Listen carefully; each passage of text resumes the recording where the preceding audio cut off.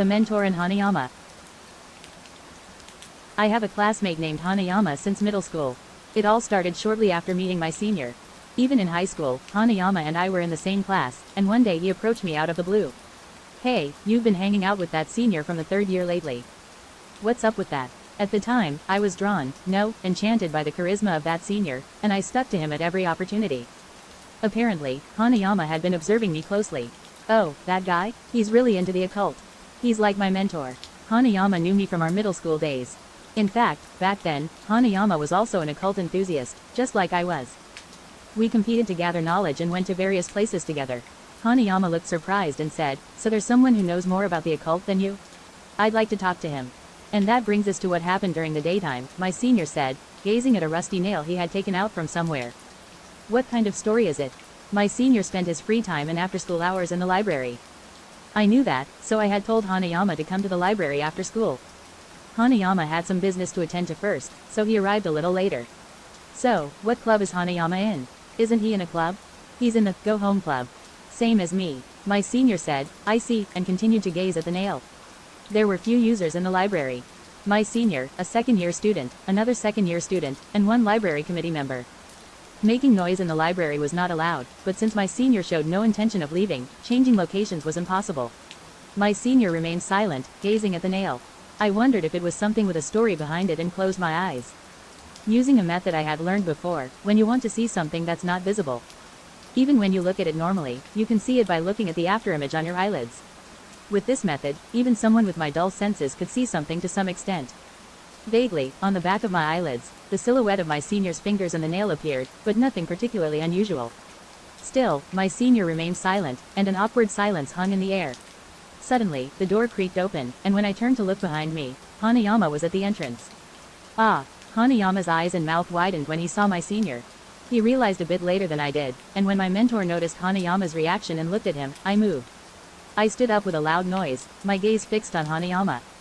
My eyes were filled with the same joy as when I first met my senior.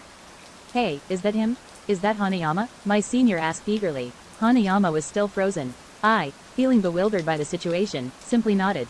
"Let's change locations. Show Hanayama the way." "To my apartment," my senior said, then walked out of the library, passing by the still frozen Hanayama. I was left standing there, and Hanayama, now freed from his paralysis, walked over to me. "Who is that person? Aren't you the least bit surprised meeting someone like that?" His first words were, "Who is that person?" I didn't actually know much about who that person was. "Well, he seems to want to talk, so let's go to my senior's apartment." "He lives alone," I said. "All right," I confirmed, and we left the library together. We headed to the bicycle rack, mounted our bikes, and Hanayama remained silent until we arrived at my senior's apartment. I don't know what the future holds. That's because as soon as I arrived at the apartment, my senior, who had been waiting, told me, "You're done here. Go home. We want to talk alone." I had initially insisted on staying because I felt uneasy about being alone with a stranger and, more importantly, because I wanted to hear the conversation. However, my senior's insistence that both Hanayama and I should leave made me feel half annoyed, so I ended up going home. "What did you guys talk about afterward?" The next day, as soon as I arrived at school, I went to the third-year classroom and cornered my senior. He grinned and said, "Nothing special. I just wanted to see if he could see what was attached to that nail. He's amazing. He probably has more talent than you." Without fully comprehending, my senior added, "He seemed to understand most of the things I had at home. Someday, she might go berserk. She's too talented. Keep an eye on her." My senior's room contained numerous items that were beyond my understanding. All of them were unique and could be considered cursed objects. However, they were so advanced that even with my limited spiritual sensitivity, I couldn't feel anything from them. "Wait, so, huh?" Seeing me bewildered, my senior laughed. "When you were cramming knowledge and bluffing, he was actually dealing with the real thing." Unbelievable. Hanayama, my classmate since middle school, who ended up in the same class in high school. I had thought that his way of speaking and his obsession with the occult were just part of the same disease that made him find strange things cool. At the very least, when it came to the occult, Hanayama was the real deal. "Seriously?" I muttered, and my senior laughed again. "Well, you're more entertaining. He's like me because he's boring." I felt strangely frustrated.